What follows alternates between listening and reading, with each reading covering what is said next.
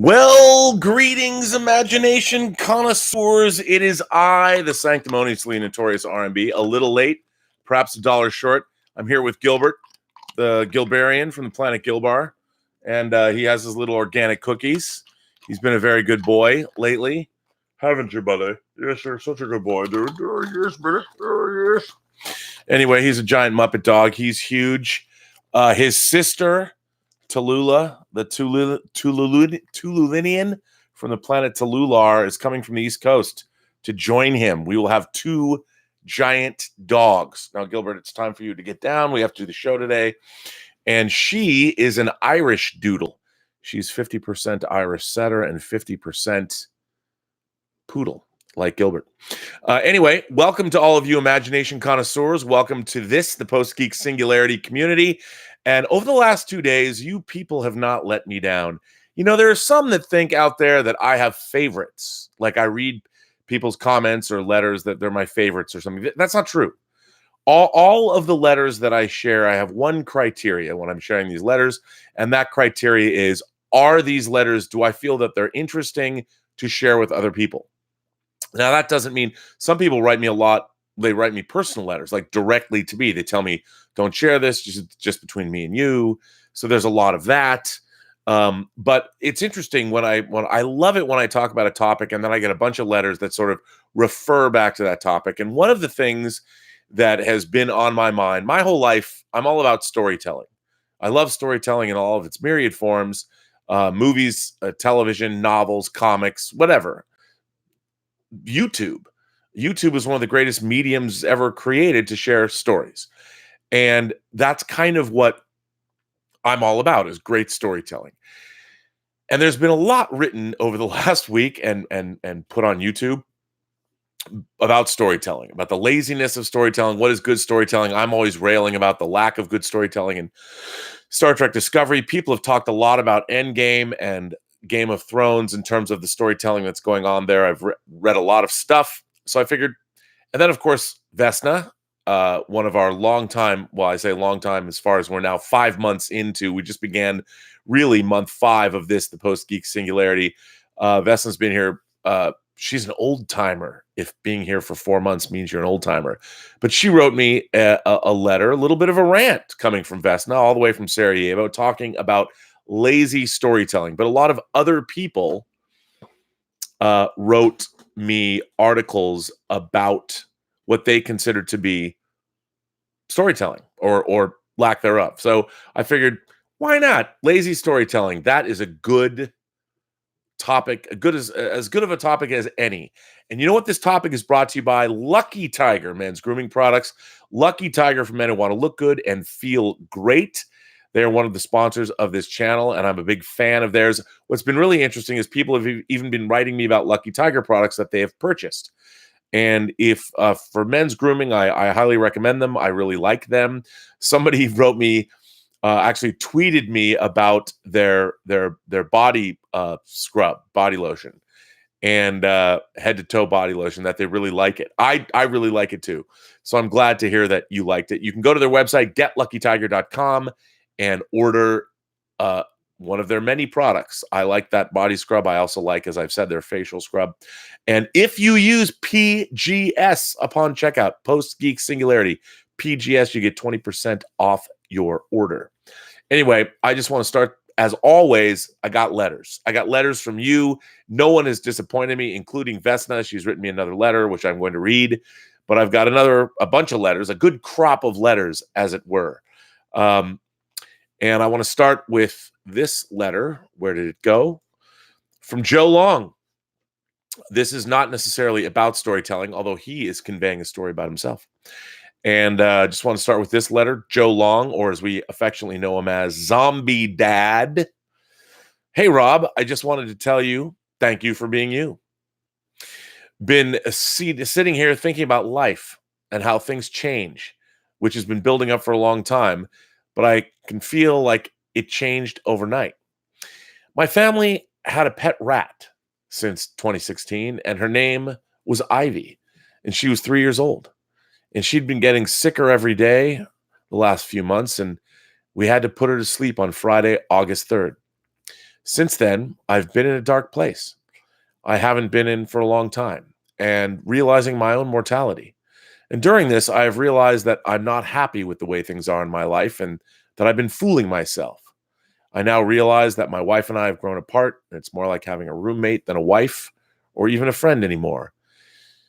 And with that, I know I'm not happy, but I feel I can't change anything due to my wife's health. She's been sick on and off for our 23 years of being together. We have 2 kids and I love them and I don't want to cause them issues. So I'm here thinking what I should do and not sure how I should feel. Been good at pushing through and seeing that and seeming as I'm good and happy, but now I can't find the ability to do that. I know this isn't really a place to talk about this, but I really don't have an outlet to talk about this with anyone. Thank you for listening and giving me an outlet to take my mind off all of this, even if it's only for an hour or 2 a day. Thank you again from your friend and fellow geek, Joe Long. Again, I'm getting lots of letters from people. Thank you, Joe, for that. A very raw, very emotional, very open letter. And again, it made me realize that I sometimes have no idea how much these chats. I mean, I'm sitting there railing about storytelling or Star Trek, and people are having, real. I don't want to call them crises, but real. Well, maybe in a way they are a crisis of conscience or something. But everybody in the world has things going on in their lives that we're not always aware of. How do we know when we're, as I've always said, it's such a luxury to be here talking with you on this kind of technology that exists in the world that we live in. And I can share this information and I can, it's just such a wonderful privilege that you people have opened up to me. And I really feel the community we're building here. I didn't feel this way at first. I didn't know if it was going to be important. I thought, hey, I'll just talk about comic book movies like I had been doing on the internet for 4 years. I did not realize where this was going to lead. And every day I am delighted. I'm surprised. Sometimes I'm saddened by what we're all trying to do here together. And I'm humbled by it all, really, to be honest. And that people are opening up and being honest with me and also with the rest of you here in the Post-Geek Singularity community. So, Joe, thank you for sending me this letter. It's hard for me. I am not some guru. I am not some self-help guy. I'm just a guy that likes action figures, science fiction movies, making movies, building models, flying model rockets, whatever. I've been lucky enough that I've been pursuing my passions my whole life, for better or for worse, and I know exactly where you're at. My only advice is that sometimes you just have to stop and take stock in what you have and try and see a different side of it, maybe reassess. I don't know. I don't know you personally, but I really appreciate the letters that you've written me. And I hope that we can provide some solace for you. And look, life basically, when I read the history of humanity, life pretty much sucked. Human history I'm kind of glad we're alive today. So I usually take solace when my life gets me down to realize that I could have been born 500 years ago and that would have sucked because I couldn't have taken a shower every day. I don't know what that means, but anyway, yeah. But thank you for the letter. Now, this letter I got, I love this letter. And this is what sort of got me thinking more about storytelling and what does that all mean? What does the suspension of disbelief mean? I think I've been receiving more emails and texts, Facebook messages, Twitter messages about this topic of suspension of disbelief than anything that I've talked about, because all of us, we members of the Post-Geek Singularity community, if nothing else, we spend an inordinate amount of time in our lives talking about or thinking about the stories that we love. And what does it mean to suspend our disbelief? And this letter comes from Stubble McShave, longtime viewer, longtime participant here, longtime supporter of this channel. Stubble sent me a letter that I had to read to you guys. I really love this letter. It addressed many issues I'm thinking about all the time. It's a little long, but it's a good one. So this is from Stubble. Hi, Rob. I enjoyed your musing on suspension of disbelief. I agree with the points you made about the time travel and Back to the Future. It made me think of Sanderson's laws of magic. These laws are applicable to technology and science fiction as well. I thought that I'd mention the laws here and explain them a little bit. Sanderson's laws of magic refers to the writing rules and guidelines that the fantasy author Brandon Sanderson set up for creating magic systems. And let's face it, time travel could be viewed as a kind of magic. Sanderson's first law. An author's ability to solve conflict with magic is directly proportional to how well the reader understands said magic. If characters, especially viewpoint characters, solve a problem by the use of magic, the reader or viewer should be made to understand how that magic works. Otherwise, the magic can constitute a deus ex machina. Ideally, the magic is explained to the reader before it is used to resolve a conflict. Much in the same way as a sword or large sum of money, magic should be viewed as a useful tool. Understanding the tools the characters have access to helps the reader or viewer to understand the actions that are taken. It avoids such questions as, where did he get that? Or how did she do that? Elusive, mysterious magic, or, quote, soft magic, which has no clearly defined rules, should, in speculative fiction, not solve the problems, although soft magic may create problems instead. Soft magic in genre fiction is often used to create a sense of wonder, and the exact workings of it aren't known to the reader or the viewer or most characters. J.R.R. Tolkien and George R.R. Martin's use of magic is a good example of a soft magic system. Hard magic, on the other hand, has clear rules described by the writer, meaning that the reader or viewer may understand the magic so that solving problems with it doesn't seem to come out of the blue. Instead, it's the character's wit and experience with the magic that solves problems. This makes magic into a tool which can be used to solve problems and enhance the story. Of course, there's a scale between hard and soft magic. The Harry Potter series is an example of where there's some rules, but they are not fully understood by the reader or the viewer. In The Lord of the Rings, Gandalf has soft magic, whereas the ring is hard magic. We never really know what Gandalf can do, and he never solves critical things with magic. The ring is clearly defined in its abilities on Frodo. It's addictive, he can turn invisible, and the bad guys can see him when he puts it on. Sanderson's second law. The limitations of a magic system are more interesting than its capabilities. What the magic can't do is more interesting than what it can. Good limitations on magic or technology will do a lot of interesting stuff. Limitations will make characters struggle for their goals. If the magic technology is limited, it will force characters to work harder and encourages better writing.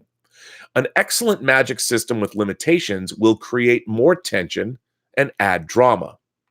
Superman is a good example that everyone knows, where the limitations are more interesting from a storytelling perspective. His powers are kind of cool, but it's often Kryptonite or Lois Lane that makes the comics more interesting. Just fighting a supervillain is not very tense, but Superman fighting an enemy with kryptonite is a lot more tense. Limitations can also create depth in the characters and the system alike. For example, there's a character in the Wheel of Time series who is a very powerful magic user, but she can only use the magic when she's really angry. That makes it more interesting. Her mood and ability to use magic is now directly connected to the plot. Limitation can be broken down into weaknesses and costs, but I won't go into that here. Sanderson's third law. Expand on what you have already before you add something new. It is better to extrapolate and interconnect and streamline the already existing magic technology rather than adding a lot of new elements. One should also consider the ramifications on the world when it comes to health, welfare, and economics with every added magical technological ability. Interconnecting magical abilities or technologies makes it seem more real and makes the world building much more consistent. One should also consider things such as what are the effects on warfare and society if you can make food from nothing in a medieval fantasy setting. It's very astute. I like this a lot. Sanderson's zeroth law. Always err on the side of awesome. I love that. That's fantastic. I hope you found this interesting. It's helped me when I've tried to design magic systems. Thanks, Stubble. Well, Stubble, first of all, one, you've supported this channel for a long time. I was not aware of Sanderson's these laws, but I really agree with them all when it comes to designing science fiction, fantasy, and horror elements. As I've talked about ad infinitum, it seems. I do love, again, suspension of disbelief requires creating believable systems, not just of magic, but of technology and of many other things. And I really liked your both passing these laws along and your cogent analysis. Appreciate it. See, this is what I love. I mean, I learn as much from you guys as I hope. Look, I don't purport to be some wizened sage about all this, because I'm just a fan. I'm just a fan conveying my enthusiasm and all of this ridiculous knowledge about crazy, arcane, non-existent things that I've created or learned.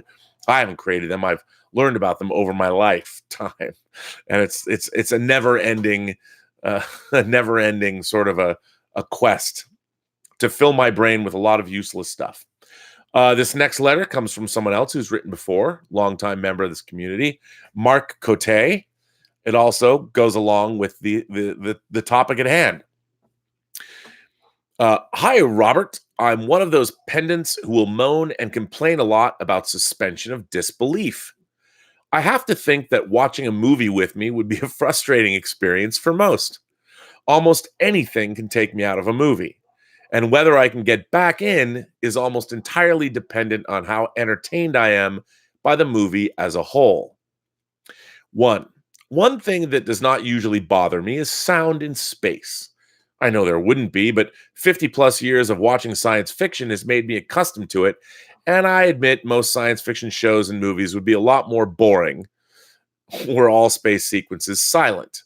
What will take me out of a story is when sound in space is used as part of the plot. For example, Star Trek Discovery. Sonar in space? Duh.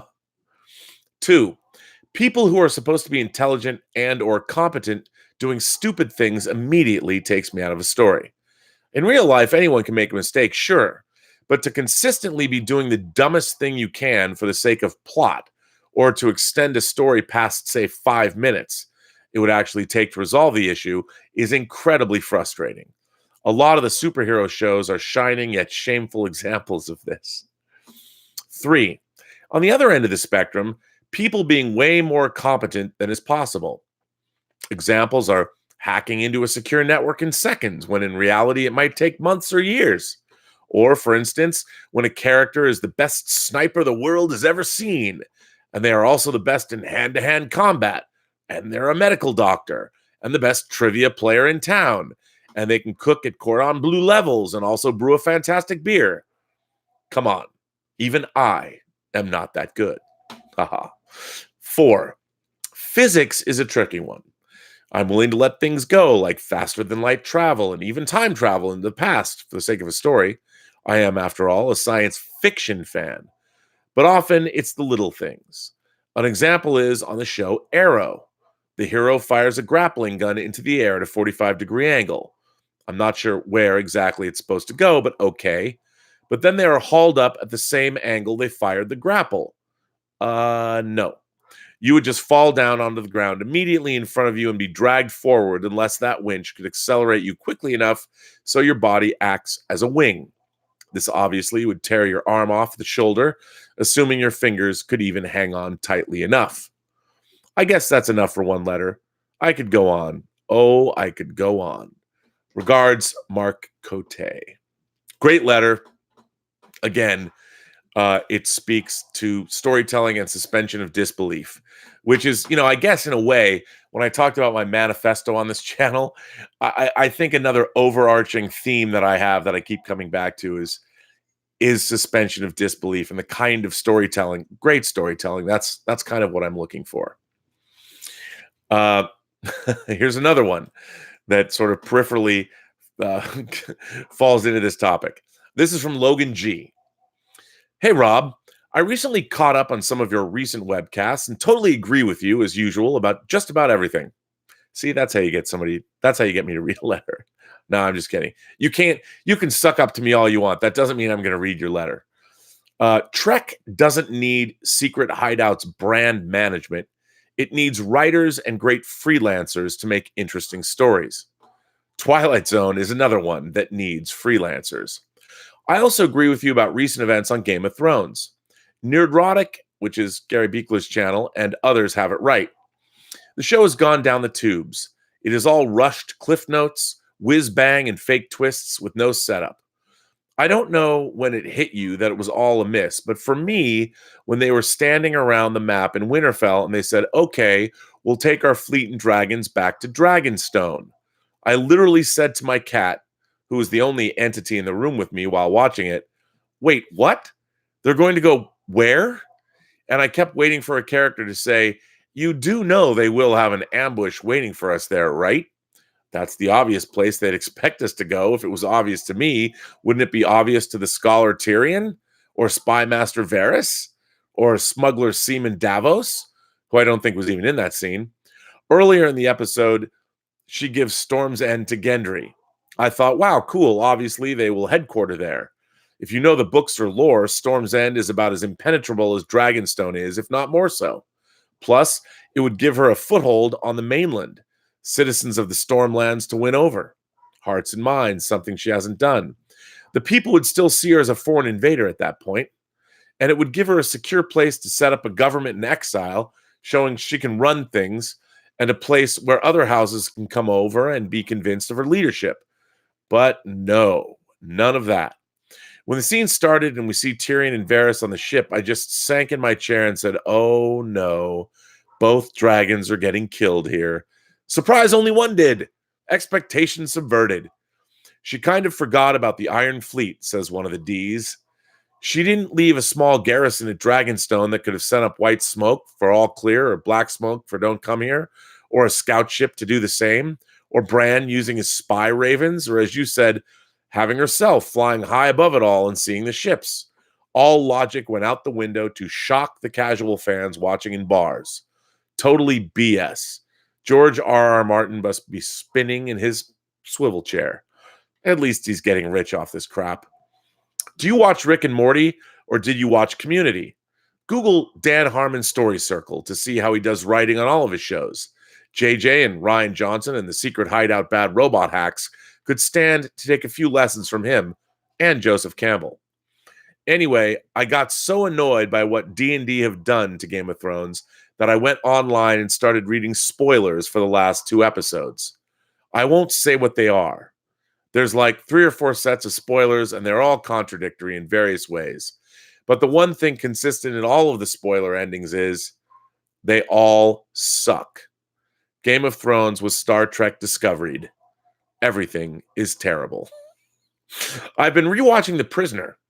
1967, Patrick McGoohan, one of my favorite shows of all time.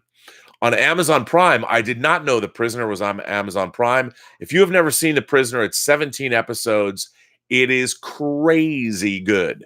And while a lot of it you'll recognize has been mined in various shows and books and all kinds of media over the last 50 years, or 52 years now, it's an incredible series, one of my favorite shows of all time.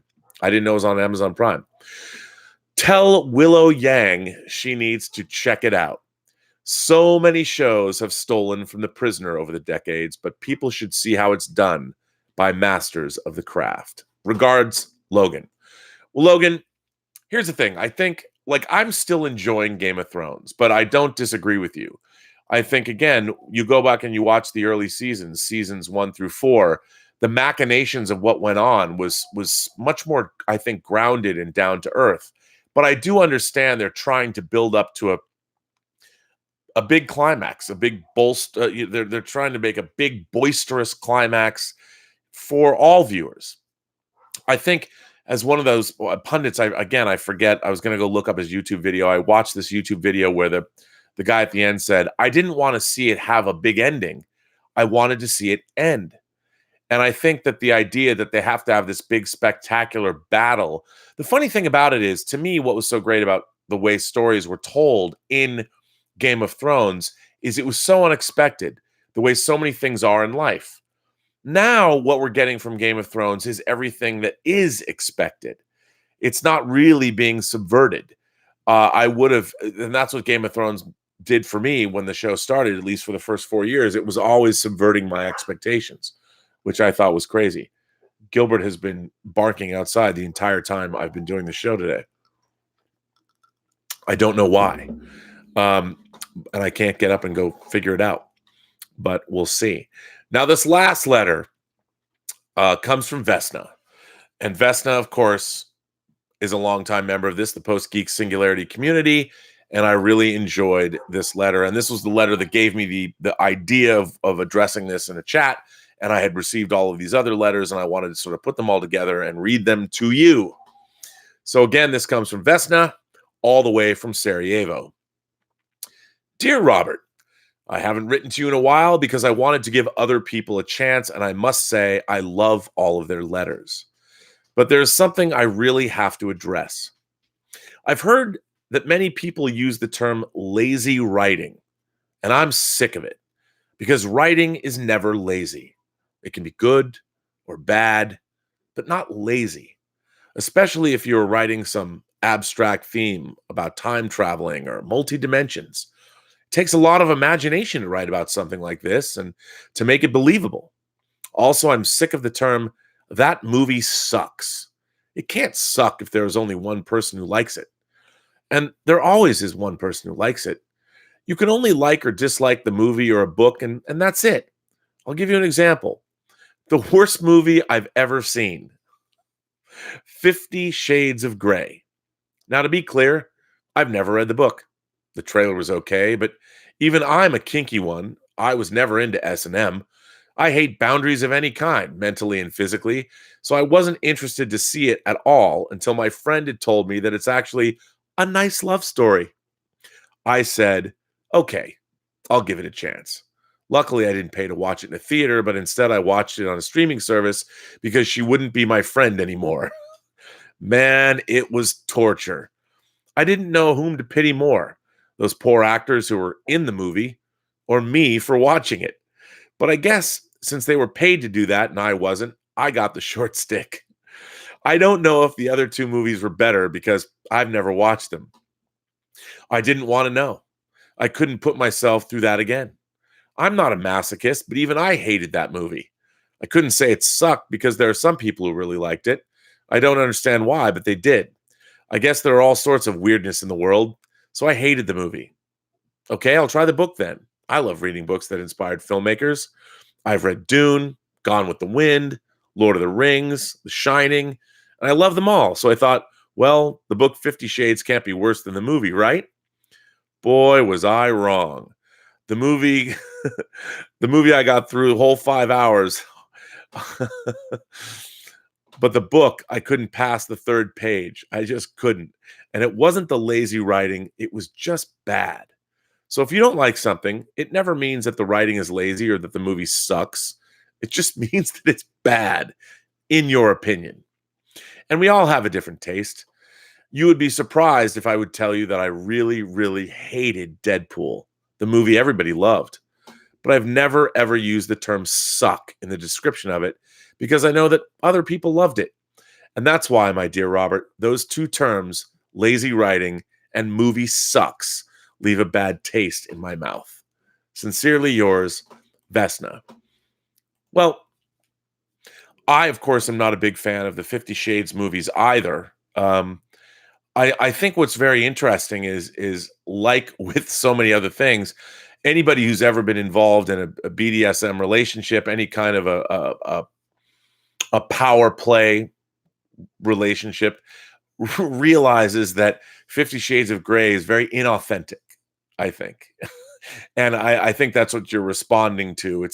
It's a fantasy, like it's a fantasy. It's like people who have sexual fantasies that leave out the actual physicality of the actual act, the fact that it can be raw and wet and dirty, and you do things that aren't always well lit or with saxophone music playing while you're engaged in them. And I think that having a a relationship when you're interested in domination or being a submissive or whatever relationship you're involved in, there's realities of those kinds of relationships that were not depicted correctly in the movie, so they feel inauthentic. And even if we don't know or we're not aware of many things that we're watching, when something is inauthentic, it can ultimately torpedo the experience for people.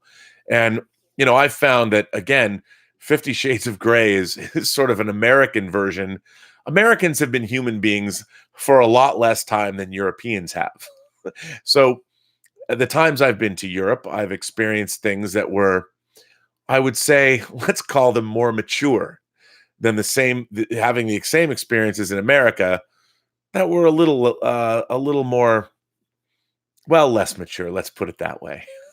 So I understand where you're coming from, and I think I find the same thing being true of science fiction, fantasy, and horror, which is, of course, more flights of fancy when you're dealing with real human relationships. Whether they're authentic or not is more self-evident to us. But when we're dealing with science fiction and fantasy and horror, cinefantastique, those things that we as the Post-Geek Singularity community love, there's a little bit more leeway. But for instance, again, Star Trek based on sort of the Starfleet is a quasi-military organization. So when I watch characters like in Star Trek Discovery frequently and flagrantly disregard that hierarchy, even though it's not exactly precisely the way it is, it's analogous to the way our military works. And when you see people behaving like, for instance, Tilly. Now, I don't dislike Tilly because of necessarily how she's written. I find her to be a character that's completely unbelievable. Like if she's working in your office and you're, say, up in San Jose at a software company, a startup, I could see a character like Tilly fitting right in. But on a starship, I don't know why she's there. I don't believe her. I don't believe the portrayal of her. I think the actress herself has been done a great disservice by the writing. Now, again, with what was discussed about Game of Thrones, I also find that, as I've spoken about this week's episode, I love the first hour, but when battle tactics are being shown and we have people doing stupid things, people that have been engaged in warfare and military conflict for many years over the course of the series, when they suddenly take leave of their senses and do stupid things, like with what happened to, what was the name of not Rhaegar, but I forget the name of the dragon, but her second dragon, that was just dumb. And the fact that no one thought to reconnoiter the situation. I mean, what does our military do? Our military has tactics. You send scouts in, you figure stuff like this out. Our characters have been smart. Tyrion Lannister is smart. What I want to see from Tyrion is when he's making battle plans. This was the man that saved King's Landing from Stannis Baratheon in the Battle of the Blackwater. I mean, he's not a stupid guy. He's an excellent tactician. He always has been. And to watch them do stupid things, to watch Tyrion walk toward that wall and plead to his sister, I'm like, I get what they're doing, but give me a fucking break. I mean, Tyrion knows his sister. He knows she's got to die. Some people just take killing. They need killing. That's just what happens.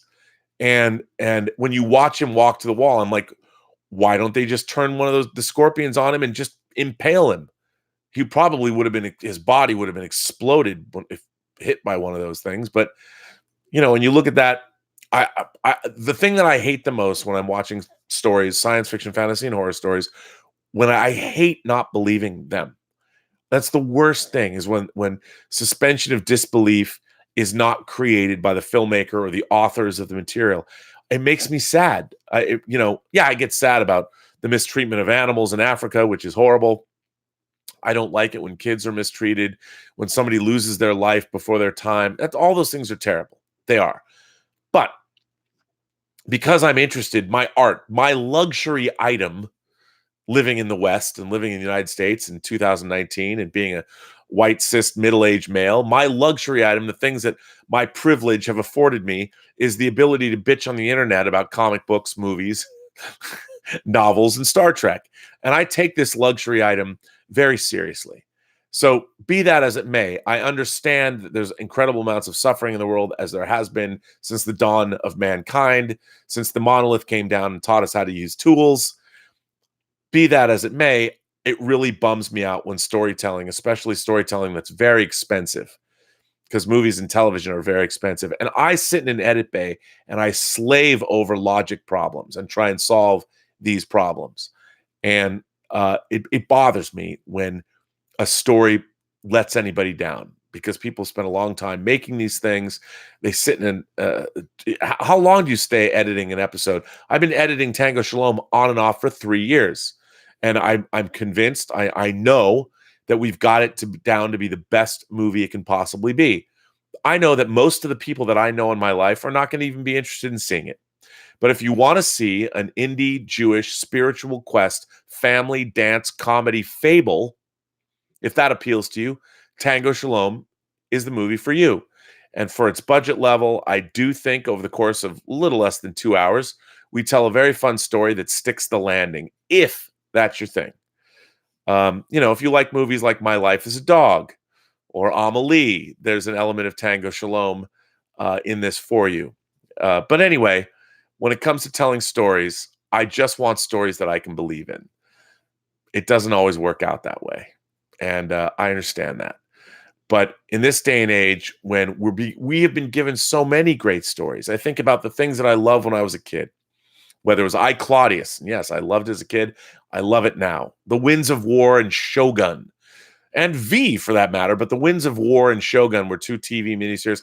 I was really kind of too young to watch Rich Man, Poor Man, which was really the first TV miniseries that I ever remember people talking about. I watched Roots. I loved Roots. But I really loved Shogun, and I really loved The Winds of War. And War and Remembrance, the 30-hour follow-up to Winds of War, although they had to change out some of the cast, which was always irksome. But anyway, what is lazy storytelling? Lazy storytelling, ultimately, the question, somebody wrote to me, you never answer the questions that you bring up. But that's the point. I'm just supposed to, I'm here to begin the discussion, not to end the discussion. And to invite all of you to join in to be a part of the discussion, because that's what it's all about. Everyone's got a different opinion about this.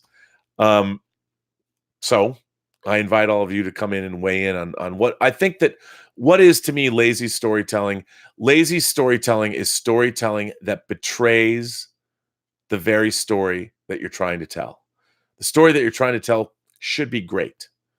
But then when you take shortcuts, narrative shortcuts, you're only betraying yourself. And I get it. Game of Thrones, these last 2 seasons, they're very expensive. There's a lot of expectation. But I do think that if you were to go back and look, and Weiss and Benioff, for whatever reason, they're not sitting there going, well, we're just going to skimp. We're going to try and make this bad. They're trying to do the best they can do. They have control over this show. Unlike Star Trek Discovery or the Picard show, where the needs of your principal actor, meaning Patrick Stewart, are at odds with certain members of the writing staff, which are at odds with other members of the writing staff. You're getting an amalgamation and something that doesn't have a clear vision. But Weiss and Benioff are bringing you, for better or worse, a clear vision. They're trying to give you a great conclusion to a story, and they've fallen back on easier narrative tropes, which is what the show never used to do. But I think what was so great about Game of Thrones is that when you had George R.R. Martin's books, Weiss and Benioff, like Peter Jackson, Fran Walsh, and Philippa Boyens did in Lord of the Rings, they were able to distill that material so well and retain what it was really all about. Now, I know people are like, but what about Tom Bombadil? I know. I get it. But you got to adapt. You got to adapt. And I think Lord of the Rings and Game of Thrones, at least for a while, were tremendously successful and well done adaptations. And while you can say, okay, they might not have been as perfect as I wanted them to be, man, they certainly were pretty good in the long run. But yes, I think we all want great stories. We're all, every day we get more discerning about what we watch and what we expect. And what I love is the bar has been raised so high by all of the great stories that we've been able to receive over the years that, again, we live in a golden age. And even when something isn't that great, I still try and find something to enjoy in it. I do. Certain things are harder than others. Like, it's very hard for me to enjoy bad Star Trek, of which I've been getting for the last 10 years. But anyway, you just keep trying to make things better. Here we go. We got some questions here. We got some statements. Cardinal Sin is here. Welcome, Cardinal Sin. He says, "Hey, Notorious, I have some examples of lazy writing. Examples: Game of Thrones, Star Trek Discovery, Doctor Who, Star Wars, The Last Jedi, and check out The Expanse. Love The Expanse." But here's what I like. I read everything. I've read so much about The Last Jedi, and I've read so much. The Last Jedi is something that I don't necessarily think it's as much lazy writing as it's writing that went in a direction people didn't like more than anything. Yeah, there's some lazy elements to it, but I think you're right. I mean, there's a lot of lazy writing because, first of all, good writing is not easy. And I think a lot of these things, when you say Game of Thrones, of all these, I've loved Game of Thrones, I've loved Doctor Who, I love Star Wars, and I love The Expanse. I've never loved Star Trek Discovery. But all of those things have good writing as well as not so good writing, so I still can love them. Just like James Bond movies. Look, when I went and saw View to a Kill, I was like, I really hated View to a Kill when I first saw it, and I loved James Bond movies. I still love James Bond movies. It gives me no pleasure to dislike something that I love, but I still love the whole franchise as a whole. I love the Bond franchise, and I'll sit down and watch View to a Kill. Now I don't take it so personally. It's been, that movie came out in 1985, so I've been able to let go a little bit.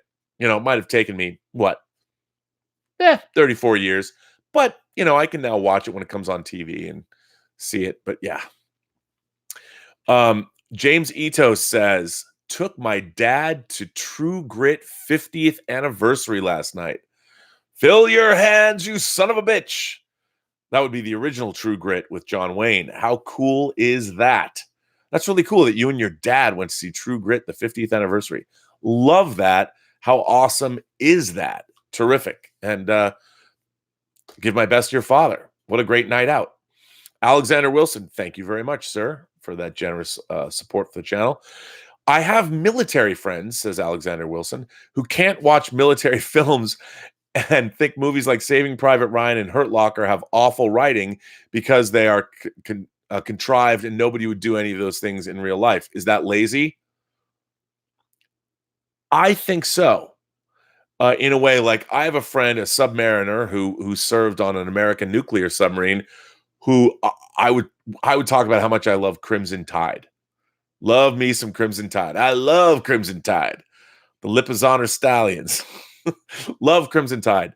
Ridiculous, according to my submariner friend. Can't watch it. Now, I think that especially when you're dealing with movies like Saving Private Ryan and Hurt Locker, both movies I really liked. The Omaha Beach sequence, the landing, the D-Day landing is one of the most harrowing combat sequences I think ever done. And there are a lot of scenes in the Hurt Locker that are insane as well. But here's the thing. If you were going to make those things, especially military combat, if you're going to make it incredibly authentic, just like when you watch Police on a Stakeout. Police on a Stakeout, they could be on a stakeout for 12 hours. But in a movie, you're only going to see the last couple of minutes when whatever they're staking out actually goes down and it happens. But sometimes cops have to be on stakeouts for weeks, if not months, before anything happens. But you can't show that dramatically. So I understand what I'm more interested in is if the spirit of military protocol is followed. Apparently in Crimson Tide, it's really not. It's an imagination. It's just like, well, perhaps it could be like this. So I think in my mind, and again, I have a good friend who's a Green Beret, Dr. Michael Schertz, who I've created a great video series for, Crisis Medicine, Tactical Casualty Care. Look it up. It's really important for me. It's one of the most important things I've done as a filmmaker. But, he's always telling me what looks real and what doesn't look real. And, even the way people hold guns drives me crazy. It's very like when you watch movies where someone's actually holding a firearm, especially a pistol, and they're holding it properly, and they enter rooms correctly. Michael Mann is pretty good about making people work with guns correctly, and I've always loved watching those YouTube videos of Keanu Reeves training for the John Wick films. I just watched one the other day because it seems like he's putting in the time, and making it real. And it looks, the way people, like when somebody holds a firearm like this or something, I can't get around that. I mean, I understand why they do it. And sometimes, as much as I love my John Woo movies, Chow Yun Fat slides down a banister and Hard Boiled and is blasting away with guns. It looks cool, but sometimes I'm like, really? However, you watch James Caan at the end of Michael Mann's Thief, his first feature from 1981, which if you have not seen it, Criterion put out an incredible Blu-ray. Thief is one of my favorite movies. My two favorite crime thrillers of the 80s are Michael Mann's Thief from 81 and William Friedkin's To Live and Die in LA from 1985. To Live and Die in LA is much more of a fantastical fever dream, even though it's about a Secret Service agent trying to take down a counterfeiter. Love that film. But just watch the way at the end of the movie, James Caan, he goes into someone's house with a gun. Just watch the way he does it. It just feels authentic. So is that lazy writing, Alexander? I think that there has to be there's a push-pull between authenticity and storytelling. And you have to find a middle ground. I know certain filmmakers like Michael Mann strive to hit that middle ground. And I think that's where you're going. That's where you should go. But, when it comes to military protocol, those things have to be pushed in. They've got to be turned into something that's narratively exciting and something you can watch. I mean, I know that both in Saving Private Ryan and The Hurt Locker, you had military advisors showing you these things. But again, it's still a movie. Now, in my mind, I am always making that distinction, at least for myself. I'm like, okay, this seems not as plausible as it probably should, but I'll go with it. Again, and look, for somebody who rails against Star Trek Discovery, now I'm telling you that, well, it's really a matter of taste. But I think there's people who do it really, really well. And again, it's an art form. It's an art form as far as the storytelling goes. And it depends. How well is it done? And it's a tough thing. Doshi's here. He says, "Hey Rob, I'd love to join you in a future video, maybe do our top 22 MCU films list. And yes, it's really me back from the snap." Well, we'll have to think about that. Man, I don't know if people will be tired of talking about. I'm glad that Doshi, you have not passed away. Yesterday, I went through your death on this chat. I'm glad you're still here. Willow Yang says, "Lazy writing equals me writing during the first 3 weeks of the 1-month deadline for manuscript revisions. Panic writing, me writing during the last week." Well, let me tell you, that frequently happens on television shows. So it's not something that's even unknown in entertainment circles. It's nice to hear that in scientific circles, it's always the same. Writing is, that's why people need deadlines. Deadlines are always good. Stubble McShave says, "Dune will be 2 films. Where do you think the first will end?" That is a very good question. I think the first film could. It's tough because depends how they're going to play with the timeline. I could see the first film ending with maybe the Harkonnens.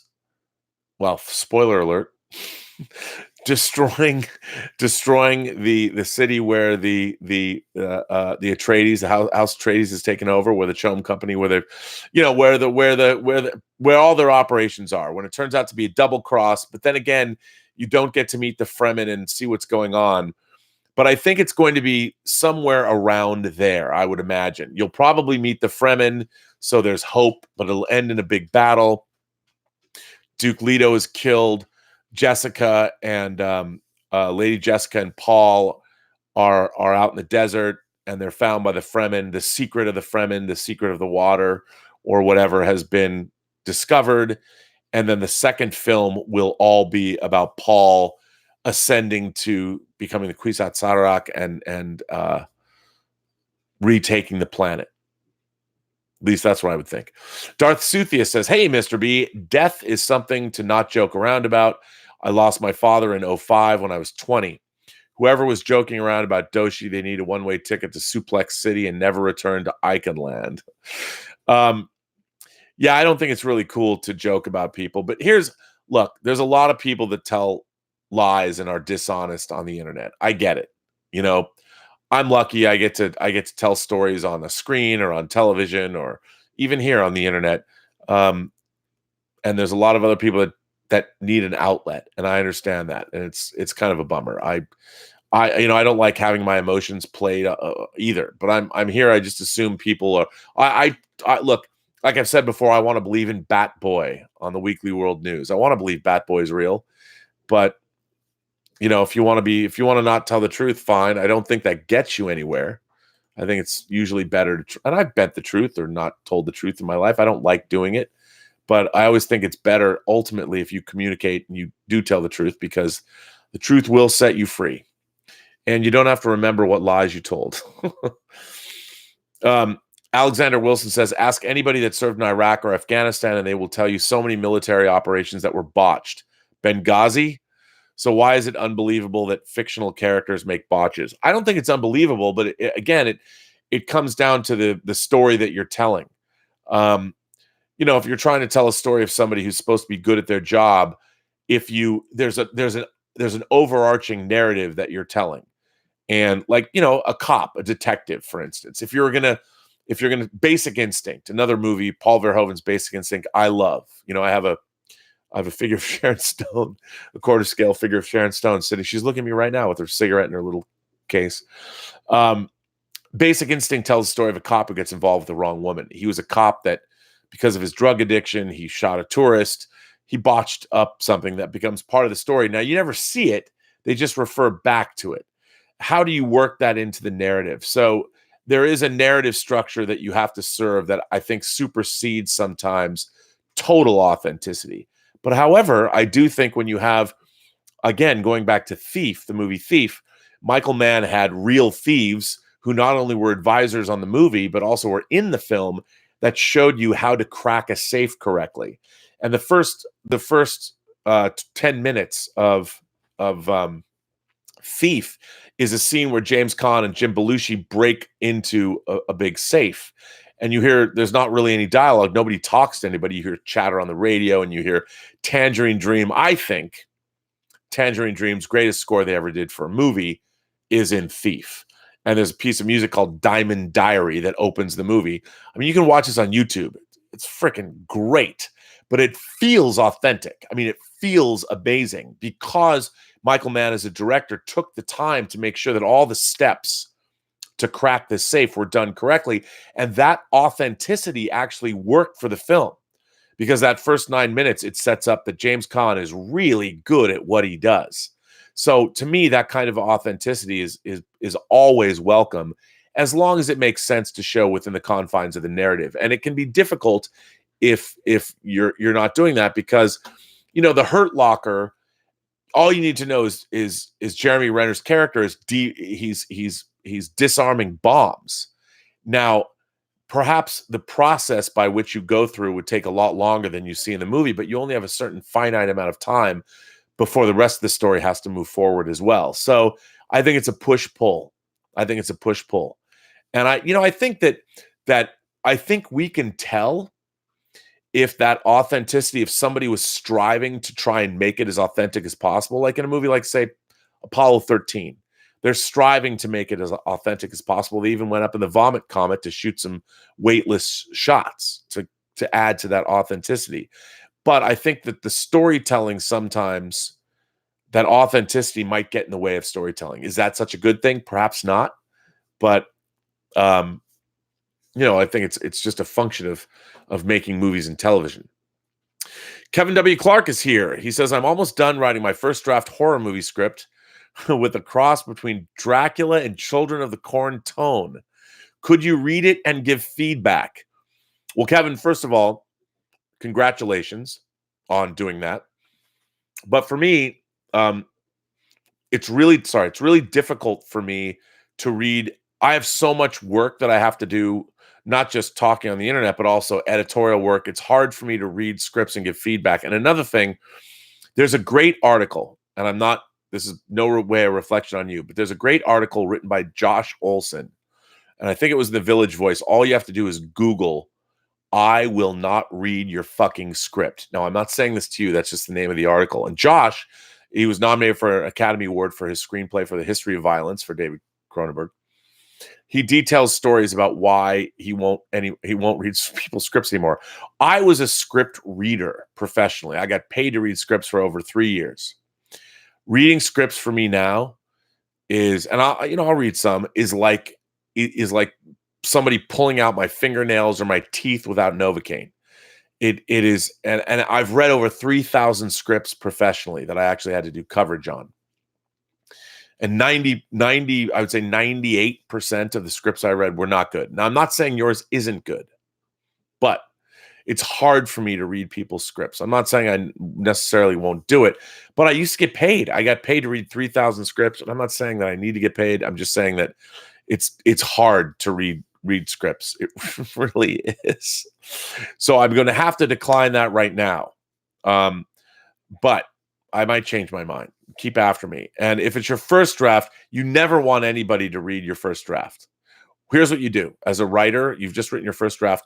Put it away for a couple weeks, for a while, and come back to it and do a rewrite, because you're going to have to do a rewrite, but you got to put it away. I know what it's like, because I've written screenplays as well. I've only had one produced, but I've written a few. And there's nothing better than to finish your first draft, print it out on paper, and to feel the weight in your hand and flip through it and look at all the words on the page, because you did it. And kudos to you for doing it. That's completely awesome that you finished a script, because how many people, when I first moved to LA, I saw a news report where they went around and they just asked people, "How's your screenplay coming?" And everybody had an answer. "Oh, well, it's every single person, no matter who it was. Old lady at the gas station. "How's your screenplay coming?" "Well, I haven't worked on it in a while, but I'm working on it." So, but keep it up, because you know what? You did it. You wrote it. So keep going. But reading someone's first draft, don't ever let anybody read your first draft, unless it's like your wife. And even then, when she comes back with her notes and what she has, you're going to want to kill her. So the person who should read your first draft is you, and then you should write your second draft. But congratulations. I love the idea, Dracula and Children of the Corn. Bring it on.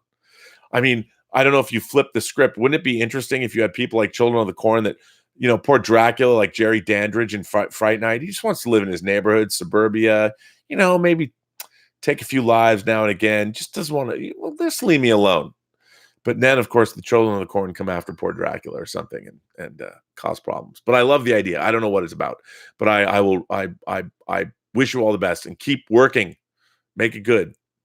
But contact me when you finish your second draft. Darth Suthius says, "I can forgive lazy writing and poor suspension of disbelief if I'm entertained by the content overall. I'm just a commoner, so I'm not picky." Well, you know what? But here's the thing. I don't think anyone is just a commoner, because you too, as a commoner, will only put up with so much before you're like, wait a minute. Come on. What do you think? I'm stupid? It's just, where's that threshold? I think everybody still wants to be told a great story, and they want great storytelling to happen. But you recognize if something doesn't work, and that bums everybody out, because you want to love the story. I think I believe that every movie and book you watch or start reading or whatever, everybody's picked those books or picked those movies or started watching that show for a reason. You want it to be great. You want to be entertained. And it's always a bummer when you're not. Like, I wanted Star Trek Discovery to be awesome. I take no pleasure in having it suck. I mean, I don't want it to suck. It's one of the most expensive television shows ever made. It does nobody any good if it's not good. And that's when it bums me out. So I go into everything wanting it to be great. I really do. Cinema Survey Troy says, "Lazy writing equals relying on cliches and tropes." That's true too, which I also hate. I hate that. Not good. Not fun. Rakanman85 says, "Hey, Rob, just got the Neo hot toy yesterday. Have you gotten it? What's your favorite figure to collect? Also got a third-party Logan figure yesterday." Dude, you know what? It's hard for me now, paying bills and all that to buy Hot Toys figures, but I want that Neo so damn bad. What's really funny is I have two I have a Metacom, which is a Japanese company that makes 6 scale figures, but they're more like anime style. I have the Neo and Trinity from The Matrix Reloaded that I really love, but I love that Neo figure. I love that Sideshow. Well, it's Hot Toys. It's an incredible figure from the first Matrix. I really want it.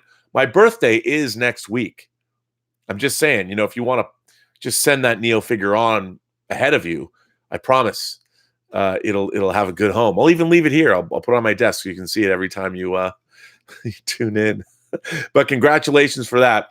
What figures I like to collect? What genre figure I like? Here are the 6 scale figures that I collect. Superheroes from movies, usually. I used to collect superhero figures like the DC Direct 12-inch figures, and I love the Sideshow, like when they'll do a superhero figure that's a comic book figure but not from a movie. I like those figures too, although I don't really. Now I'm down to collecting. Here's what I collect. Mostly Hot Toys. Hot Toys movie figures. I like their superhero figures. I like their Star Wars figures, and I like if they do something a one-off like the Crow or RoboCop, or I've got their Hot Toys Planet of the Apes figures that they did, which are weird because they're not really necessarily based on characters from the movie per se. It's sort of an amalgamation. So I have those figures. And I really like, and I'm going to get the Hot Toys. I mean, I'm going to eventually get Neo, but I want to get the Hot Toys Arkham Deathstroke, the Terminator figure, just because I love Deathstroke, but I wouldn't normally collect. Like, I don't care about the Arkham Batman. I just want that particular figure, but mostly it's movie related figures. And I'll also buy like the QMX, like you can see it up there. That is the QMX Khan figure from Space Seed. But I collect 12-inch figures, and sometimes Hot Toys. I have 4 Hot Toys Wolverine figures. I've got Logan from the Wolverine, from X-Men Origins Wolverine. I've got that Logan figure, which I like because he's in the leather jacket. Then there's the Wolverine figure, which is Logan in his black suit that he wears to that funeral. So there's that figure. There's also an X-Men 3 figure where he's a Danger Room Logan, where he's in the full-on X leather suit that he started wearing in X-Men 1, but he's standing on a Sentinel. Then there's the Days of Future Past sort of jumpsuit for Logan. They never made a Logan figure, so I'm wondering, I would assume that the third-party Logan figure, for those of you who are watching, there are bootleg figures because nobody is going to license. It's too expensive to get licensed, so there's a lot of bootleg figures out there. I buy bootleg figures at, say, the Monkey Depot, for instance. I don't even remember when, but I paid for. I have the Carl Urban 6-scale figure of Judge Dredd, but if you go to the Monkey Depot, there's a bootleg figure of Sylvester Stallone's Judge Dredd, and while I don't love that movie, John Paul Gaultier did the costume, and I love the costume, and the facial sculpt on Stallone, at least in the prototype pictures, looks really good. I don't know when that'll ever come in. When you order third-party figures, it's always dicey. But those are pretty much what I collect. Willow Yang says, I analyzed movie physics for a class once. Let's just say if I cared about realism, I wouldn't be able to enjoy 99% of action movies. Absolutely true. There's nothing. Verisimilitude is not a strong suit of many action movies. Cardinal Sins comes back with another chat. Thank you, by the way, sir. The difference between sci-fi and fantasy. In sci-fi, one is allowed one willing suspension of disbelief ask, which is what I talked about yesterday, the ask that you are given. In fantasy, everything is possible, but sci-fi writers only get one, and they must explain everything else. Agreed. Well, I talked a lot about that on last night's chat, the suspension of disbelief. You get one big ask per movie, and then you have to explain everything else. And look, like I said in Back to the Future, the ask that they're asking you is time travel. But then what they do is, okay, you're turning a DeLorean into a time travel machine. And how does that all work? And then they explain that, and it's pretty great what they do. Pretty great. Darth Suthius says, when I was young, I loved Bean. Hilarious. Now I just think he's an obvious and rude imbecile, but I do enjoy his Johnny English movies, though. He's a smart man, too. Rowan Atkinson. I loved him in Love Actually, where he's behind the counter wrapping the presents and he's a little fastidious. I love that. But yeah, I mean, we all change. We watch things like, even as a kid, though, I couldn't watch something like Dukes of Hazzard. I could not. It was tough. But yeah, as we get older and we get more and more discerning, things change. So Koba says, never watch historical movies with historians. Yeah, and it's true. But again, you're telling a story. Look, I have such great big love for Gladiator.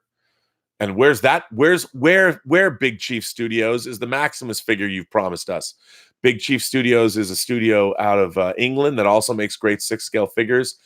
Again, I didn't buy their Sean Connery Bond from Goldfinger. I think they sold out of it. They always had sales, but I never had cash. They made Goldfinger. They made Bond from Goldfinger. They made Auric Goldfinger. They made Odd Job. I got to get all those figures. Those are great. Big Chief is making a Maximus from Gladiator. I have two unlicensed, unofficial Gladiator action figures. Both are pretty good. I've got the Roman General Maximus Gladiator figure, and then I've got the Gladiator version, the Pit Fighter. But Big Chief is making an officially licensed figure, and boy, do I want it. But Gladiator, I'm sure if you watch it with a historian, they'd probably walk out, but I don't want to know that. And again, maybe this makes me hypocritical. Does it? Does it make me hypocritical? I don't know, but it could very well make me hypocritical. Rex Racer says, there's so much media out there. Most people don't care about realism. Yeah, I don't know, man. Here's what I think. They might not care, but the more authentic you make things, and I mean that with science fiction, fantasy, and horror too, the more you can make it seem authentic, the better off it is. Like, I love, especially the extended version, Ridley Scott's The Martian. Love it. Seems authentic to me. I'm sure, it probably isn't as authentic as it feels, but it feels authentic. I think it's authentic. If I watch it with the scientists from JPL, I'm sure my bubble would be burst. But it feels, and I think the story's better for it. Chris Hassien says, the first Batman movie was my first comic book type experience. I remember, so I'm always down with the Batman. Absolutely. Rex Racer says, I like the classic Wolverine. Algernon Radish says, Trinidad the Island Man, thanks to, guessed you'd like it. It's coming from a good place. I don't know what that means, but sounds good. Sounds that's good. Matthew Ferguson says, RMB, General MacArthur, General Westmoreland, my general in Iraq made tactical errors, and they were brilliant men of arms. Nobody is infallible. A good point, Mr. Ferguson. Absolutely, no one is infallible, and as anyone will tell you that's in the military, no battle plan survives direct contact with the enemy. And that is true.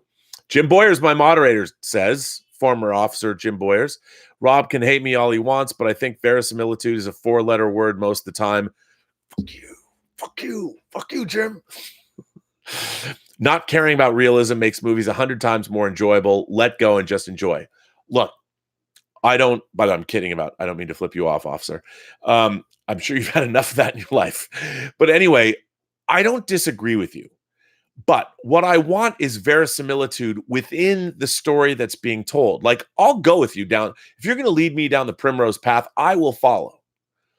But at least make the primrose path believable and make the environment that path is actually in believable. I know every movie is fake.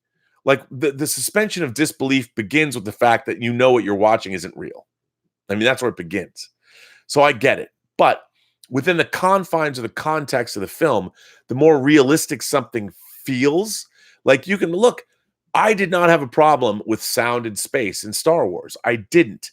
But I bought into the rest of the movie. I believe the rest of the movie. And if you can make people believe things, just like I know we talked about in Jaws, Spielberg was told by Peter Benchley, hey, if you shoot an aqualung, you shoot compressed air, it doesn't explode like that. And Spielberg's saying, I know, but if I have them for this much of the movie, they'll believe what I tell them at the end. Now, if someone's going to be a scientist and be like, you're going to be on Mythbusters, like this could never happen. I get it. Even I know it couldn't happen. I knew it couldn't happen when I was a kid, but you watch it and you suspend your disbelief. David Cabrera says, "Hi, Rob and all. I'm the one that tweeted you about Lucky Tiger. Honestly, best men's line I've found in a while. Also, when are you doing your tour?" Well, David, first of all, I'm sure somebody thinks that I told you to say that. I didn't. Look, to be honest, I didn't know anything about Lucky Tiger before they came on as a sponsor of my channel for various reasons. And it was important to me. Like, I wouldn't take their money. I wouldn't take their products. I wouldn't take their endorsements, whatever. If I didn't like their product, I would not let them sponsor this channel. I really like their premium brand of men's health, men's grooming products for men who want to look good and feel great. I really do. So it's not hard for me to accept them as a sponsor and to take free shit from them. I'll take it because I really like it. I actually use it. I'm using it on a daily basis. And as a matter of fact, I discovered that in one of their grooming kits, they sent me another bottle of their face scrub, which means that my rapidly dwindling bottle is going to be replaced. But I'm going to go to their website and I'm going to use the Post-Geek Singularity code because I don't know if they're going to send me any more free shit, to be honest. They already sent me some. They're supporting the channel, which is awesome. But I love, and they're like you said, they're all over body wash. That is some good stuff, and people like it. People like how it makes you smell fresh and citrusy, and it's light, and I love it. So I'm glad to hear you say that. I will pass that along to Alan Murphy, whose interview you will finally see shortly. And I'm glad because other people have told me they like the Lucky Tiger products as well, and it makes me happy to hear you say that. Because look, like I said, if I will be a whore or a shill for any movie studio. You want to pay me money to give your movies good reviews or whatever, I'm happy to take money off of you. No one has ever done that, however. I've been an online pundit talking about movies and television and comics and books I'm into my 5th year. This is now April marked my end of my 4th year. I've begun my 5th year. Please make me your corporate bitch. Send me money. Tell me what to say. Give me the script. I will read it. I will unapologetically read I'll take your money if you want to do that, because Bobby got to eat. And not only that, I don't have the Neo hot toy figure. If I had more sponsorships, basically I'd have more hot toy figures. Better yet, why doesn't Hot Toys just sponsor me? But you know what? There's other people that have way more views and way more subscribers that get free Hot Toys stuff. I have to work much harder, and I kind of like doing this. I'm not going to be like what was it? Donna Summer. She works hard for the money. Was that a Donna Summer song? I don't want to be the guy that works hard for the Hot Toys. Although that would be kind of fun. If I did a Weird Al video, I would do He Works Hard for the Hot Toys video. That would be my Weird Al video. And that's, what does that speak to me about? That I want to, get paid in free action figures. It's not a good look, really. Elizabeth wouldn't like that. She's like, "Where's the rent?" Oh, well, I got more Hot Toys figures this month. Kurtik Prasad says the Russian roulette scene probably didn't happen in Vietnam, but it did make Deer Hunter interesting. For what Kurtik is saying is, in Vietnam, in Michael Cimino's The Deer Hunter, which won Best Picture at the Academy Awards, there is a scene where the NVA captors are making our prisoners, including Christopher Walken, play a game of Russian roulette. I saw it. My mom took me. I think I was 11. It was one of the most harrowing things I've ever seen in a movie theater. Even to this day, I really like the movie, but there's no evidence that kind of thing necessarily went on in Vietnam. But it made for some pretty dramatic cinema in that movie. So, yeah. So what do you do? Do you cut that scene out? Do you not do that? I don't know. Let's see. Vessa says, whoever is searching for reality in a movie, yes, even a documentary, is on the wrong road. Well, you hope documentaries have things to say that are real. But yeah, movies by definition, everything in a movie is fake. Everything. The actors are saying lines that were given to them. The camera is put in even the light. Nothing is real in a movie. Not one thing. Movies are beautiful lies. Patrick Stewart told me that. He said he heard from somebody, I don't remember who he heard that from, but beautiful lies. That's what the theater is. That's what storytelling is. And storytelling is beautiful lies. And I like that, but you can make your lies more believable. Doshi says, I'm watching Indiana Jones for the first time. Hopefully you're watching Raiders of the Lost Ark first, because if you were watching Last Crusade, I'd be bummed for you. So Brownstone says, off topic, but watching Amelie for the first time tonight. Thanks, Rob. Brownstones, report back. Tell me what you think. Very curious. This is the giant French Amelie poster that Elizabeth got signed by Jean-Pierre Jeunet. I will not open it up, but it's very, I can show you how big it is. I mean, it's French. I don't know if you guys, I call these, if you collect movie posters, there's what's called big paper. Most movie posters that you see are called one sheets. That's a size. It's a one sheet. They're 27 inches by 41 inches. And 27 by 41, that's if they have white borders around them. A lot of studio one sheets. They were all printed and distributed by the National Screen Service Corporation up to 1984, when posters and companies like Warner Brothers, I think Mad Max Beyond Thunderdome was one of the first posters that was actually printed by a studio, and the National Screen Service Corporation, that had been around since the dawn of cinema, folded. But their sizes of posters, they have one sheets, which are 27 by 41. Then there are three sheets, which are 41. It's 3 one sheets basically stacked. They're 41 by 81.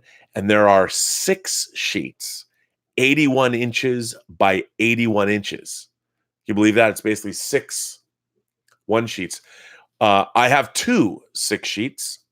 I have a 6 sheet of A Clockwork Orange, an original 6 sheet of A Clockwork Orange, and I have a 6 sheet of Soylent Green. And what I do is I get these posters linen backed, museum quality linen backing, and then framed. I had a poster collection that was worth 6 figures that I actually sold, and my poster collection now resides at the Third Floor, which is a company that does all of the previs in Hollywood. So if you ever make a movie and you ever go, you'll see the Third Floor in the credits of just about anything that's science fiction, fantasy related.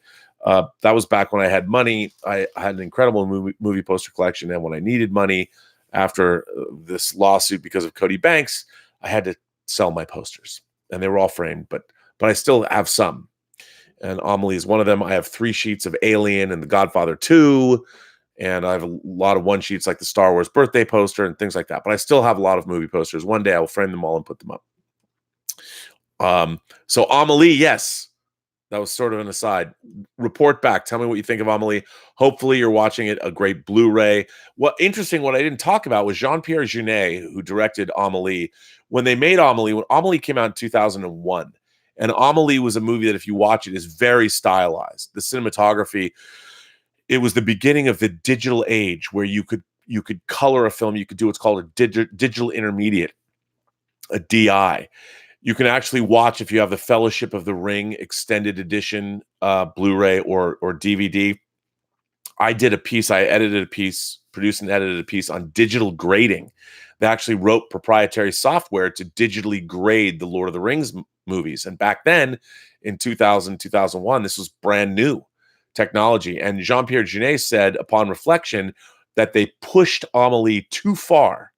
They digitally graded it too much. And he said if he did it again now, he would pull back on some of the digital grading, which I thought was really interesting. I mean, I think the stylization for Amelie, it's not naturalistic at all, but I think it works for the film. You'll see. I can't wait to hear what you think. Please report back and tell me what you think. Better yet, write a letter and send it to me at theburnetwork.net. Tell me, even if it's a couple of sentences, I would love to read your musings on Amelie online. Tell me what you think, because it's one of my favorite films of all time. Like I said before, the worldview contained in that movie, that you can find awe and wonder even in the smallest things in your own neighborhood or even in your own house. You never know if you live in an apartment where sometimes magic can find you. And I kind of believe that.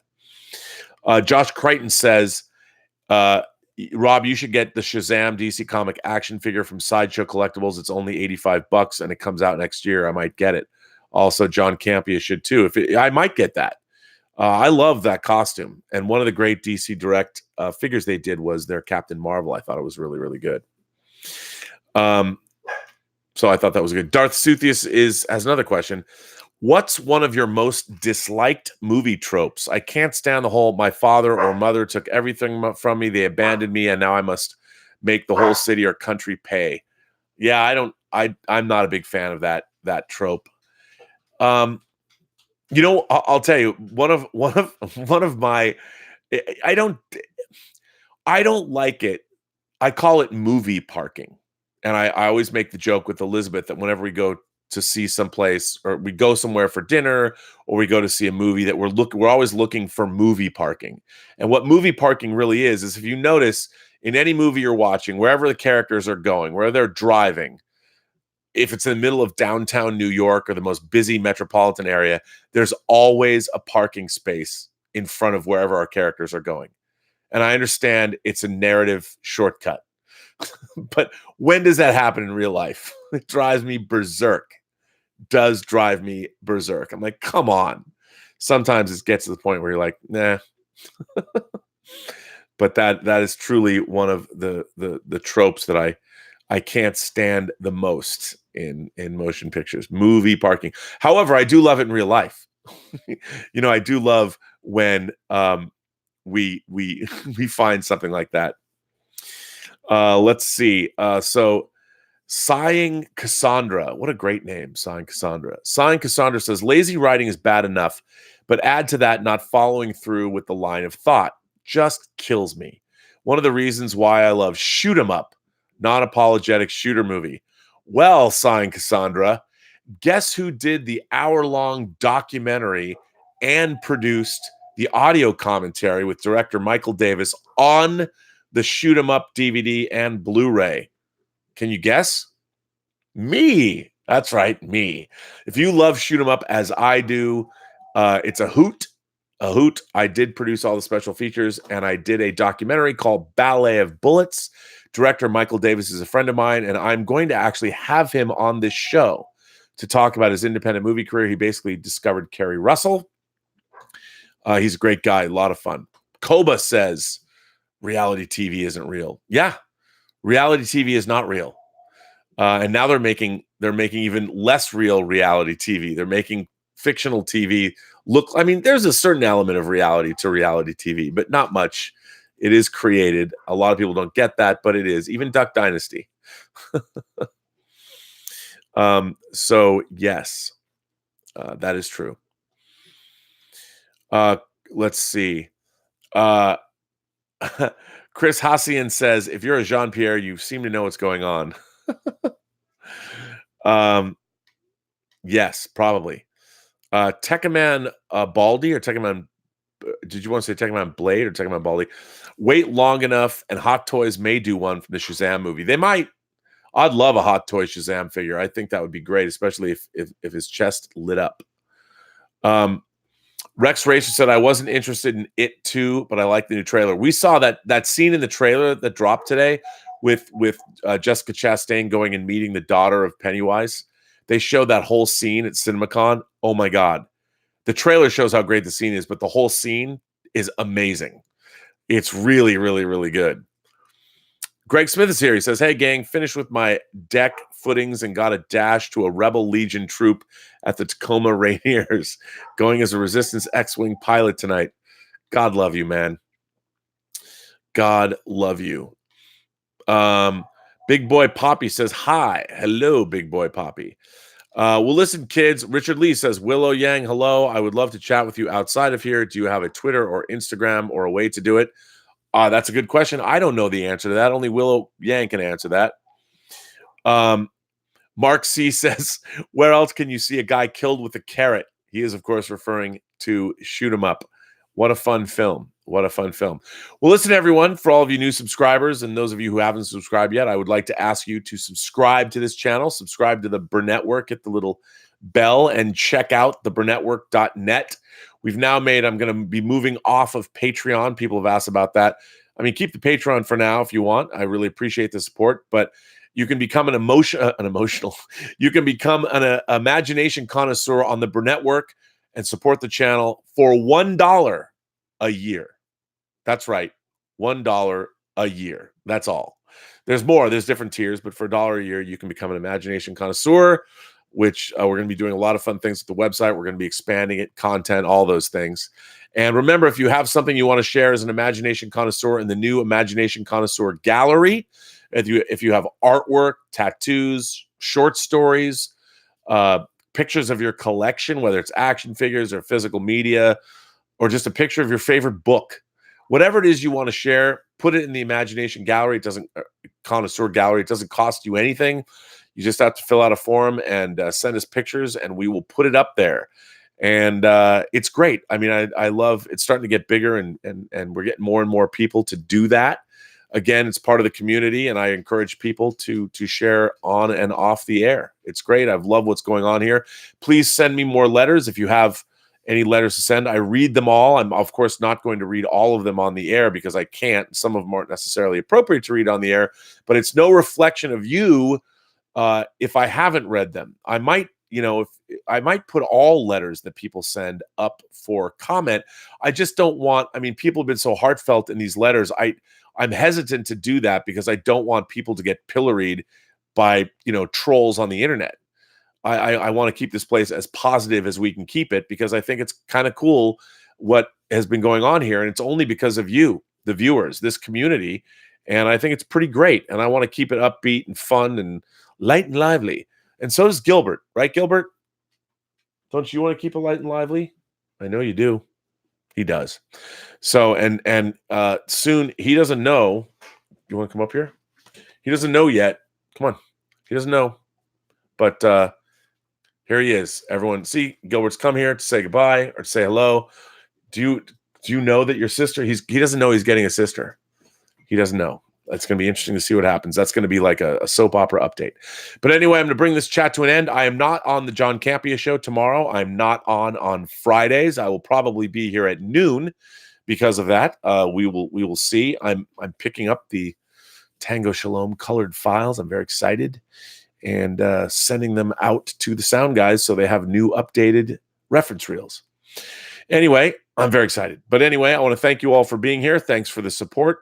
LuckyTiger.com. Actually, GetLuckyTiger.com. This sponsors this channel.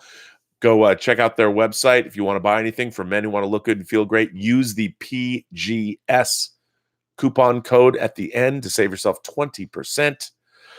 And remember, every person you meet has a story to tell you have yet to hear. All you have to do is listen. And with that, I'm going to get back to work. Thanks all for being here and subscribe and share and all that stuff.